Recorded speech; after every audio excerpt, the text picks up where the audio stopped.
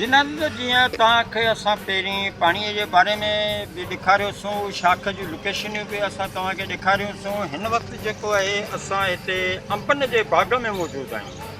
हाणे पाणी न हुअण जे करे हीअ अंब जेके आहिनि उन्हनि जा वण जेके आहिनि बाक़ाइदगीअ सां उहे पंहिंजो ॿूर खणी चुका आहिनि ऐं उहो ॿूर खणण खां पोइ अधु खां घणो उहो सुकी चुको आहे।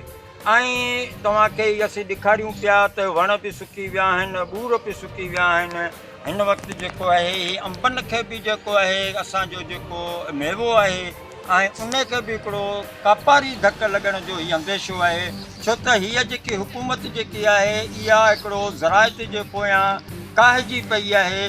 त मूंखे यादि आहे त हाणे असीं कोन था चऊं त असांजे चवणु हुयो हिकिड़े जो त नवाज़ शरीफ़ जो जॾहिं दौरु हुयो त हुन इहो नारो हयो हुयो त मुल्क संवारेंगे और सरसब्ज़ बनाएंगे, लेकिन जेको आहे उनजो उत्तर जेको आहे हीअ उनजो रिएक्शन हीअ आहे त ज़राइत को तबाह करेंगे और सिंध को सुकाएंगे।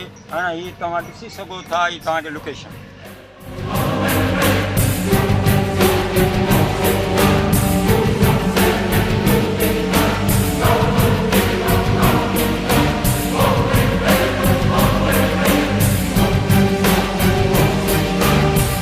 हाणे हीअ जेको ॿूर आहे हीअ ॾिसो त बिल्कुलु ख़तमु थी चुको आहे। हीअ न पाणी न हुअण जे करे हीअ तव्हां ॾिसी सघो था, हीअ हुन मंझि हीअ अंबड़ियूं लॻियलूं आहिनि। सिर्फ़ु हीअ बि अनक़रीब किरी पवंदियूं, छो त हिनखे पाणी आहे ई कोन्हे की।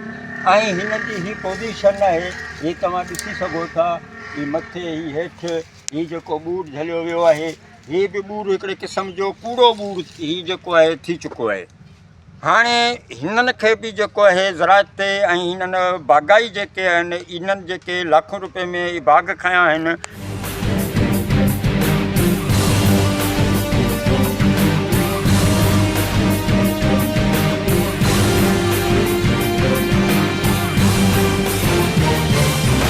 छो त हिकिड़ो त फ़सुल जो को अघु कोन्हे के, बसर जी मार्केट तबाह थी वई आहे, टमाटनि खे हर लॻी विया आहिनि, गोभियुनि खे हर लॻी विया आहिनि। जेकी बि सब्ज़ी आहे उन्हनि खे हर माण्हुनि हणाए छॾिया आहिनि। ऐं जेको आहे हाणे वञी जेके फ्रूट आहिनि जीअं अंब आहिनि, लीमू आहे, उहो बि तव्हां असांखे ॾेखारींदासूं त उन्हनि जा बि ॿूर ख़तमु थी चुका आहिनि। ऐं अलाह ख़ैरु करे ऐं को अलाह को बरसातियूं वसाए त को हिननि ग़रीबनि जो भलो थींदो, न त अलाह हाफ़िज़।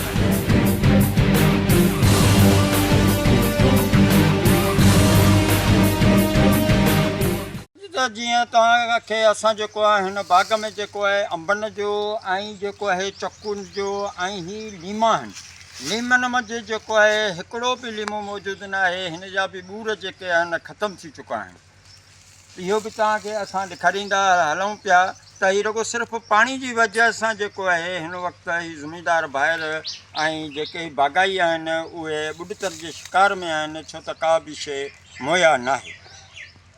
कैमरामैन मोहम्मद यूसुफ सां गॾु डिस्ट्रिक्ट ब्यूरो चीफ कामेड GM तुमराणी, मीडियाज़ा HD।